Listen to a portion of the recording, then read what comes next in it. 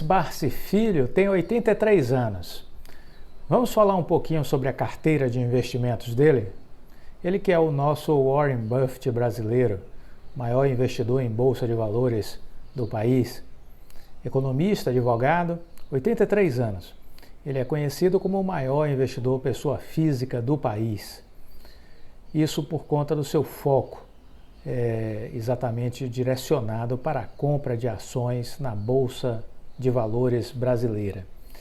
E ao longo de sua vida, ele foi desenvolvendo a crença em formular e desenvolver e aperfeiçoar uma estratégia voltada para empresas que pagam bons dividendos. Seu objetivo é muito simples, conseguir retornos por conta dos dividendos e investir boa parte desses dividendos, ampliando os seus investimentos no mercado de ações. Bem-vindo ao canal Viver de Renda, se inscreva no canal, deixe seu like, compartilhe com os amigos, nos acompanhe também no Instagram, @Viver de Renda canal. Numa entrevista que ele concedeu recentemente ao E-Investidor do Estadão, Barsi apontou suas perspectivas quanto ao futuro dos dividendos no Brasil e comentou sobre o que uma pessoa física pode tentar seguir do ponto de vista de replicar a sua estratégia.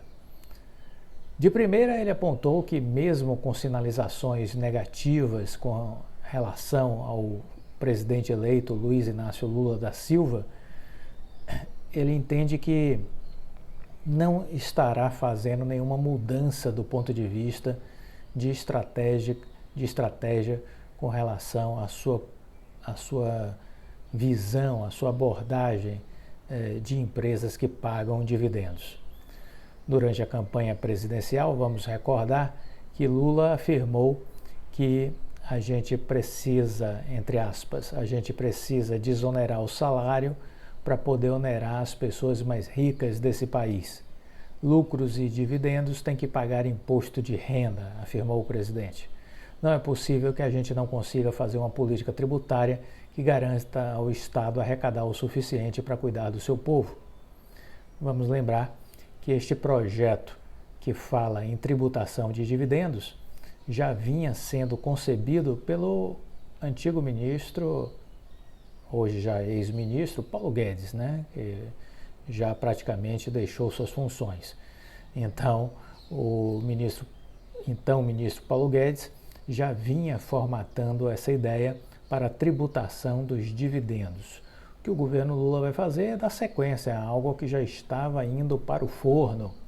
Então, ele não vai perder, obviamente, essa oportunidade. Barsi acredita que talvez o investidor precisará contribuir um pouco mais com o governo se porventura for aprovada a tributação dos dividendos. A esperança dele é que a tributação não seja muito corrosiva, que seja algo em torno aí de 15%. O mega investidor cita que essa tributação pode desencadear em uma bitributação e isso tende a ser judicializado.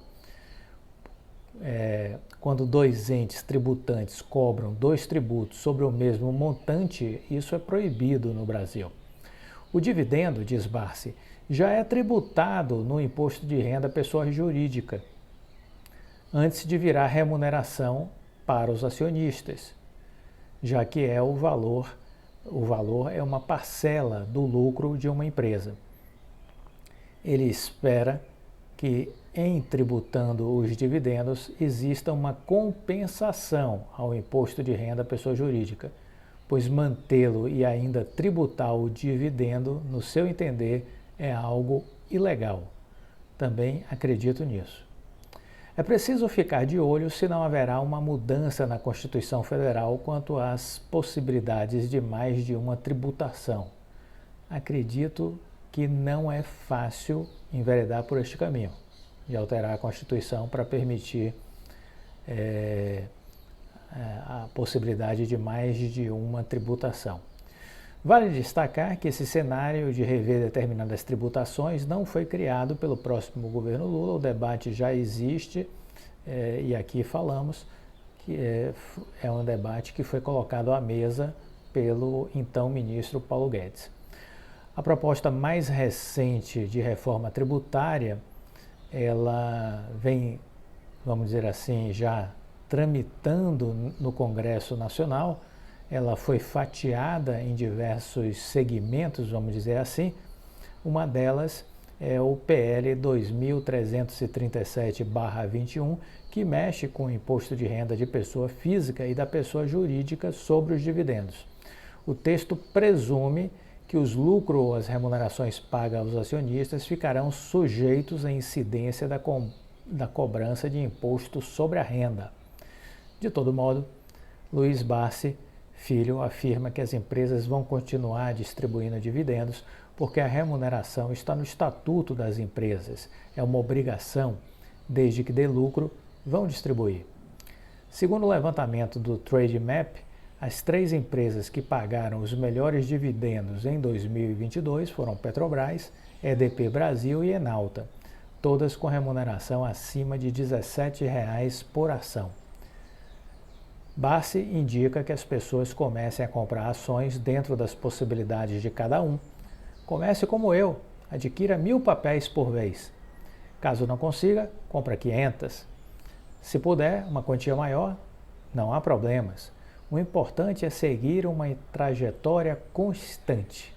Então, Barsi defende que exista consistência ao longo dos meses, dos anos, das décadas. É isso que ele defende.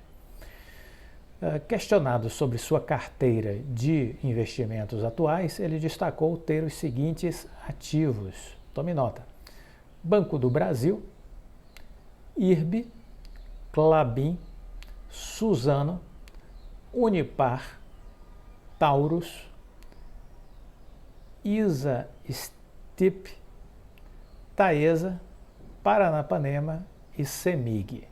São 10 ações que compõem o portfólio dele, do Luiz Barsi Filho. Vou repetir: Banco do Brasil, IRB, Klabin, Suzano, Unipar, Taurus, ISA, STIP, Taesa, Paranapanema e CEMIG. 10 ações, 10 empresas.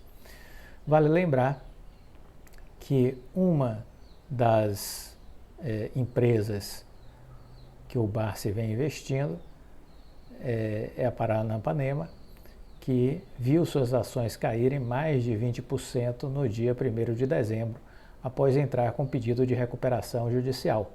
A maior empresa de refino de cobre é uma das eleitas pelo mega investidor, que enxerga uma opção de investimento interessante em virtude dos projetos que a companhia pretende desenvolver. É uma empresa que foi colocada na nossa carteira visando alavancagem, algo que não aconteceu porque o projeto não se consolidou e segue em processo de se consolidar. Portanto, ainda reputo ser uma opção interessante. Eu vejo boas perspectivas para Paranapanema no futuro, destacou ele recentemente num depoimento. Há ainda outras empresas que apresentam recuo no ano e que ainda fazem parte dos investimentos de Barsi, como a IRB, que caiu quase 83%, ou a Suzano, que teve aí 10% de desvalorização. Ele não comentou na sua entrevista para o investidor do Estadão sobre as escolhas das ações, mas disse que os papéis podem levá-lo a ficar mais rico nos próximos anos. Segundo a revista Forbes, Barsi Filho tem um patrimônio estimado de R$ 2 bilhões apenas em ações. Ele recomendou também que as pessoas operem na bolsa visando médio e longo prazos, não como o trader, aquele investidor de curtíssimo prazo. Todos os traders perdem dinheiro, ou pelo menos a grande maioria, diz ele, no que eu também assino embaixo e concordo. Alguns dados sustentam a postura de Barsi. De acordo com o estudo Day Traders, realizado por Fernando Chage, da FGV, e Bruno Giovanetti, também da FGV, dos 1.218 day traders experientes que realizaram pelo menos uma operação de day trade, em 90% dos 72 meses do período pesquisado, 54% deles apresentaram prejuízos. Então, dos 1.218 day traders experientes que realizaram pelo menos uma operação de day trade em 90% dos 72 meses do período pesquisado, 652, ou seja, 54%, apresentaram prejuízo. Entre os que conseguiram algum retorno, apenas 5%, ou seja, 62, obtiveram lucro bruto mensal médio acima de R$10.000, considerado pela pesquisa um saldo economicamente significativo. E quanto melhor o resultado, mais o funil se estreita. Somente 28, ou seja, 2,3%, conseguiram lucro bruto mensal médio acima de R$20.000. E apenas um investidor, anote aí, apenas um investidor conseguiu ganhos acima de R$50.000. Ora, e tem gente que acha que day trade é uma coisa inteligente. Definitivamente o mundo é dos espertos, né? Luiz Bassi, na sua entrevista, também falou sobre criptomoedas, afirmou que não investe nos ativos e não há nada físico para comprovar a existência das criptos. Eu exorcizo esse mercado, jamais irei comprar. Foi a declaração dele sobre o mundo cripto. Nessa linha também vai o Warren Buffett, né, que diz que jamais vai investir em criptomoedas. Mas vamos resgatar aqui de novo os números dessa pesquisa da FGV, que eu acho que ela é muito interessante, né? Então, de 1.218 day traders experientes que realizaram pelo menos uma operação de day trade em 90% dos 72 meses do período pesquisado pelos dois pesquisadores da Fundação Getúlio Vargas, 652, ou seja, 54%, tiveram prejuízo. Daqueles que conseguiram algum retorno, apenas 5%, ou seja, 62, obtiveram lucro bruto médio mensal acima de R$10.000. E se você for buscar os que conseguiram oferir ganhos maiores, apenas 28, ou seja, 2,3% conseguiram lucro bruto médio mensal acima de R$20.000. E quando se busca resultados com ganhos acima de R$50.000 fazendo day trade, valor médio mensal de ganho, apenas um único investidor conseguiu essa proeza. Serve como reflexão, viu? Serve como uma grande lição, uma grande reflexão. Fica aí para todos isso, né? Esse dado dessa pesquisa da FGV. Rodrigo Abreu, presidente da Oi, definiu os novos desafios da empresa após a saída da recuperação judicial. Ele, em entrevista no dia logo após a saída da recuperação judicial, que foi decretada no dia 14 pelo juiz Fernando Viana, ele disse que com o fim do processo, após 6 anos, a empresa atinge um marco importante na sua trajetória, na sua história.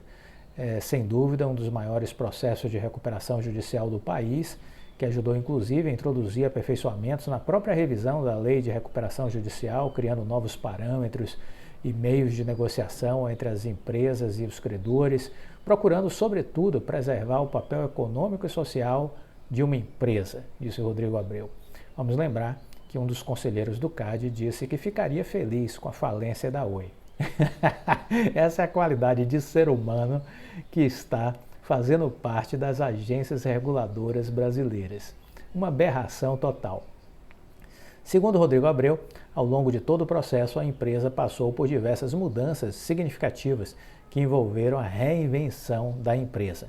Desenvolvemos e temos executado um planejamento estratégico de muita transformação que está apontando para uma nova missão, uma nova visão e está nos desenvolvendo e devolvendo à empresa a ambição de conquistar a liderança de mercado nas áreas em que atuamos. a saber, conectividade de fibra ótica e tecnologia. São essas as áreas em que a Oi está agora ancorada, essa nova Oi. Para chegar neste momento atual, a Oi conduziu uma nova Assembleia Geral de Credores, que validou a nova estratégia, aprovou mudanças importantes no seu processo de execução. Fizemos captações de novos financiamentos ao longo de todo esse processo. Eram necessários essa contratação de novas dívidas para continuarmos investindo. Vamos lembrar que nos últimos 5 anos, essa empresa que está em recuperação judicial investiu 30 bilhões de reais. É importante lembrar isso, viu? 5 anos, 30 bilhões de reais, essa empresa que está em recuperação judicial investiu nos últimos anos. Fez com que a sua receita de fibra ótica saísse de 100 milhões de reais em 2019 para 4 bilhões de reais agora em 2022, no terceiro TRI. Essa é a projeção para fechar o ano em 4 bilhões de reais, né? Empresa que em 2019, ao iniciar 2019, tinha um faturamento de 100 milhões de reais em fibra ótica, em conectividade de fibra ótica. Rodrigo Abreu lembrou a realização de algumas das maiores e mais complexas operações de venda de ativos, como o imóvel, né, a parte de fibra, as torres, data centers, tudo isso inaugurando uma nova fase no setor de telecom e uma nova fase para a empresa propriamente dita. Ele observa que nesse processo foi possível reduzir de maneira importante as dívidas financeiras da Oi, com pagamento integral de vários credores, como por exemplo o BNDES, e de todas as dívidas extras concursais contraídas desde 2018. Para o futuro, devemos comemorar, obviamente, reconhecer esse marco tão simbólico que é o final da RJ, mas é preciso entender que ainda temos a necessidade de resolver questões que são vitais para a nossa sobrevivência. Isso inclui aí o processo de arbitragem, né, que está em curso com a Anatel, e a questão da migração do regime de concessão para autorização. As coisas estão aí imbricadas, estão amarradas, vamos dizer assim. Tudo isso é decisivo para a sustentabilidade da empresa, né? Vamos acompanhar tudo isso. São informações que a gente deve manter no nosso radar. Gostou do vídeo? Deixa o like, compartilhe com os amigos. Se você ainda não renovou a seleção de empresas, corra, faça agora mesmo. Se você ainda não é assinante, também faça isso o quanto antes, porque por R$ 360 você vai ter acesso a um estudo de cenários macroeconômicos que mensalmente será atualizado e você ainda vai conhecer as empresas que eu estou investindo e as que eu estou estudando para investir. Tenho certeza que tudo isso vai ser muito útil para as suas escolhas e as suas decisões ao longo do ano que se inicia. Fique com Deus, deixa o like. Até a próxima. Tchau!